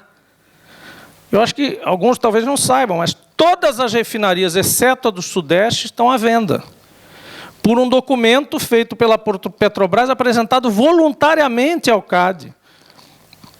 Isso é uma simulação, isso vai se mostrar mais à frente. Eu estou dizendo isso agora, mas isso vai se mostrar, isso vai ser investigado. E eu até me converso, nós temos boas relações lá com o pessoal do CAD, sem problema nenhum, eu digo isso na frente dele, numa boa. Disse lá na sabatina de um deles que estava sendo reconduzido. Vocês fizeram isso. Então, a lição aqui é a seguinte: onde nós erramos nesse processo todo? Foi sempre quando, aí é um termo muito já vulgarizado na política brasileira hoje, quando politizamos ou ideologizamos esses processos. Quando passamos a ver as estatais, ao invés de uma alavanca, de uma possibilidade de já começar com alguma coisa. Inclusive, vou dar outro exemplo, em relação a campos marginais. Eu participei das primeiras discussões em 97 sobre isso. Eu dizia, os campos marginais da Petrobras podem sim ser vendidos gradualmente para sócios menores, vamos formar empresas pequenas, vamos fazer um processo gradual, pega um campo desse aí, coloca 20% para meia dúzia de aposentados, eles montam a empresa deles, sabendo o que estão fazendo, que são aposentados da Petrobras ou de empresas de serviço, dá 20%, bota uma meta. Bateu a meta, dá mais 20%, mais 20%, mais 20%. Em 5 anos, você passa 100% do campo para o cara e ele acompanhou a Petrobras, foi ao BNDES junto com a Petrobras, ele foi sócio dela durante 5 ou 10 anos e ele vai crescer e vai ser uma empresa, de fato, uma empresa local sólida. Ao invés disso, nós saímos vendendo campos desordenadamente. Eu me lembro de reuniões da ANP em Minas Gerais, vendendo campos de petróleo na Bahia, dizendo compre seu campo de petróleo como se fosse um texano e tal, e o cara da padaria comprou, o cara da contabilidade comprou, o cara da empresa de ônibus comprou. Uma célebre história de um sujeito que comprou uma equipe técnica, a equipe furou, achou óleo com água. Claro, o Nordeste tem 90% de água, 10% de petróleo, né, nos poços todos, a maior parte. Ele demitiu todo mundo porque produziu muita água. Ele não sabia que tinha isso. Ele demitiu a equipe técnica quando foi anunciado, olha, tanto de água e tanto de óleo. Mas, porra, vocês estão produzindo muito mais água do que óleo, está todo mundo para a rua. Então, era o nível de pessoas que a gente, na pressa, no arrebate, né? Então, nada se faz assim. Então, eu tinha preparado aqui toda uma teoria sobre o que é que são os setores estratégicos e tudo, mas vou dizer rapidamente só o que eu acho que, na verdade, a gente tem que voltar um pouquinho, dar um passo atrás, sem ser esquerdófilo, sem ser comunista, nada disso. Temos só que dar um passinho atrás. Nós andamos bem, andamos bastante, mas andamos meio tipo adolescente, assim, estourando para cá e para lá, e tomando pancada, e aprendendo. Eu acho que a gente agora tem muita maturidade, tem setores muito confiáveis, tem players muito bons, inclusive de empresas de fora, empresas brasileiras que se formaram nesse período, também aos trancos e barrancos, com todas as dificuldades, para a gente fazer uma reflexão que agora nos planos de governo para as eleições vão ter que aparecer, que é exatamente o que são setores estratégicos para um país como o Brasil. Evidentemente que os principais setores são aqueles públicos diretamente operados, digamos, pelo Estado, porque são direitos constitucionais. É claro, nós estamos falando daqueles que o pessoal do Estado mínimo diz que o Estado deveria se concentrar neles. Educação, saúde, segurança pública, etc. Mas o Estado mínimo não serve para o Brasil. Aliás, não serve para país nenhum, né? Porque nem para isso serve, né? O próprio governo, eu falava da esquizofrenia, é o governo que preconiza Estado mínimo hoje, mas que corta recursos da educação, da saúde, etc. E tal. Então, para onde, que pensamento é esse? Porque se fosse como nos dizem, teria que ter mais para a educação, saúde, e não é o caso. Mas os outros setores, aí que eu quero encerrar guardando isso claramente, são aqueles setores que são atividades econômicas reguladas, e que precisam de, basicamente, 3 coisas que o Estado precisa garantir. Universalidade, acesso, portanto, controle, fiscalização e investimentos socialmente orientados. A pergunta que eu faço quando vejo, por exemplo, alguém dizer, olha, a Petrobras está no dilema entre dar lucro e fazer política de Estado, né? Qual é o sentido dela ser estatal se não for fazer política de Estado? Se ela for para ser só dar lucro para acionista, só e somente só, acima de tudo, vende logo. Vende. Porque se você não puder parcialmente, chegar para o seu acionista, eu simulo aqui rapidamente uma caricatura, e dizer, amigão, me desculpa, eu sou a melhor empresa para você ter investimento, que eu sou super seguro, sou sócio do governo brasileiro, você é sócio do governo brasileiro através de mim, eu tinha, né, gasodutos e tal, terminais, parará, tem uma situação hegemônica no país, como a Air France tem no aeroporto de Paris, como a TAP tem no aeroporto de Portugal, como todos os players que foram, por algum momento, ajudados pelo Estado e construíram uma base, uma estrutura num país, tem e mantém. No entanto, eu preciso, em alguns momentos, fazer equalização. Não precisa estar longe dos preços internacionais, mas eu preciso fazer uma estabilização de preços aqui em prol da economia do meu país. Em prol não é só do cidadão, por mais insensível que o sujeito seja, não, o cidadão não interessa o cidadão, mas pense então no agro, pense na indústria, pense em qualquer coisa, na pesca, tudo isso é influenciado pelo preço do combustível. De que adiantou eu ter 60 anos de briga para conquistar a autossuficiência em petróleo, se eu chego hoje e pratico preço paridade de importação? É uma equação difícil de resolver? É. Porque você vai dizer, mas e quem é o investidor que vai entrar numa refinaria se não for paridade de importação? Dane-se, paciência, vamos ter que investir. É mais uma refinaria que falta? Vamos fazê-la. Vamos trazer investidores de outro tipo, estratégicos, soberanos. O próprio fundo Mubadala, que comprou a refinaria da Bahia, certamente não queria operar a refinaria da Bahia. Tanto que ele contratou quem? A Petrobras está operando a refinaria da Bahia. Vendeu a refinaria e a Petrobras está operando. Que sentido tem fazer esse tipo de operação? Só para dizer que tem 2, 3 players, como se a refinaria fosse barraca de feira, como eu disse lá no CAD. Não é barraca de feira. Refinarias são construídas por área de influência. Elas atendem um determinado mercado e raramente tocam a área de influência da outra. Muito raramente tem áreas de interseção, naquelas bolas ali montadas pelo país. Então não tem sentido você dizer que só porque vai vender 7 refinarias ou 8 refinarias, você vai ter um mercado que vai praticar preço mais baixo do que hoje. Pensa bem, se hoje você está praticando preço de paridade de importação, que atraiu o cara a comprar uma refinaria por isso, teoricamente, qual é o preço que os 7 ou 8 competidores vão praticar se você tivesse um passo de mágica e vendesse as 8 refinarias? O PPI. Não é o PPI? Então você já está no cenário privatizado. Precisa privatizar? É bom esse cenário? Então, gente, de novo, não é comunismo, não é esquerdismo, é apenas uma questão de fato. O país tem esse patrimônio. Já tem, não adianta negar e detestar esse patrimônio. Ele já tem isso, é dado para nós, já está dado, foi investimento de anos e décadas, etc. Quem quer se juntar a esse mercado, com todo respeito, tem que se juntar a esse patrimônio, e não querer operar esse patrimônio só porque vai dizer que vai concorrer ou vai chegar com preço menor. Não vai chegar. O pior cenário nós já estamos. PPI no combustível, né, e gargalos no gás natural. E para não dizer que não falamos do hidrogênio, a lei do hidrogênio que nós fizemos, ela, de fato, tem esse objetivo principiológico. A gente não quis fazer nada extremamente detalhado, porque a gente tem muita coisa para discutir, juridicamente, inclusive.